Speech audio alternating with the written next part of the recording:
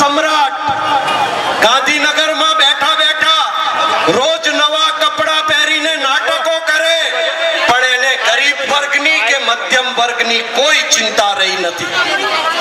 प्रजाना भारतीय जनता पक्षना चूंटायेला प्रतिनिधिओ, आ भारतीय जनता पक्षना चूंटायेला कॉर्पोरेटरो जेमना माथे Ahmedabad municipal corporation चलावવાની જવાબદારી છે, લોકોની સુખાકારી અને લોકોને સગવડ આપવાની જવાબદારી જેના માથે છે, એવા ચૂંટાયેલા પ્રતિનિધિ અને આ મ્યુનિસિપલ કોર્પોરેશનના કમિશનર એ નરેન્દ્ર મોદીના આ નાટકની કઠપૂતળીઓ બની ગયા છે।